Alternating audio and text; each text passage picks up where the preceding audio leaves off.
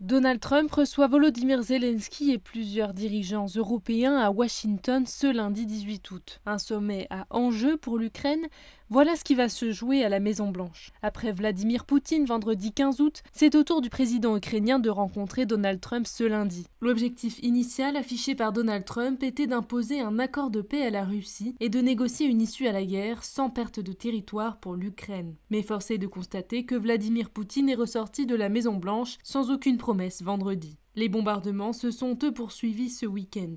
Volodymyr Zelensky attend donc beaucoup de cette rencontre. Lors de sa dernière entrevue publique avec Donald Trump, le président ukrainien avait été publiquement humilié. You have to be thankful. You don't have the cards. You're buried there. Your people are dying. You're running low on soldiers. Listen, you're running low on soldiers. Il n'est donc pas venu seul cette fois. Ces dirigeants européens seront également autour de la table pour tenter de peser dans les négociations. We've got to make sure there is peace, that it is lasting peace.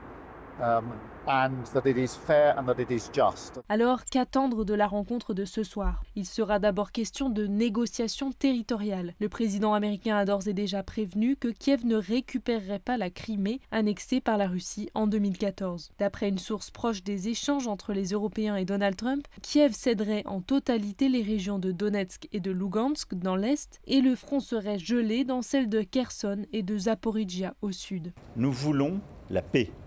Une paix robuste, durable, c'est-à-dire respectueuse du droit international, qui est précédée par la restitution des prisonniers, des enfants, et qui permet de s'installer dans la durée, c'est-à-dire qui respecte la souveraineté, l'intégrité territoriale de tous les pays. Et il n'y a aujourd'hui que, au fond, un État qui propose une paix qui serait une capitulation, qui est la Russie.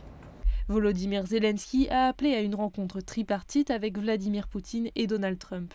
Since the territorial issue is so important, it should be discussed only by the leaders of Ukraine and Russia at the trilateral Ukraine, United States, Russia. So far, Russia gives no sign that trilateral will happen. Un autre point central des négociations porte sur les garanties de sécurité. Ce sont des mesures permettant à l'Ukraine de s'assurer que la Russie ne poursuivrait pas ses attaques. À son retour d'Alaska, Donald Trump avait évoqué une clause de sécurité collective inspirée de l'article 5 du traité de l'OTAN. Il s'agit d'un principe de défense mutuelle.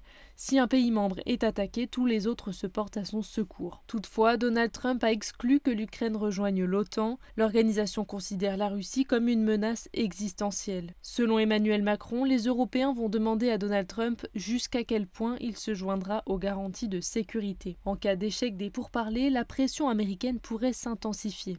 And ultimately, look, if we're not going to be able to reach an agreement here at any point, then there are going to be consequences. Donald Trump et Volodymyr Zelensky doivent s'entretenir à 19h15 heure française avant le sommet prévu à 21h.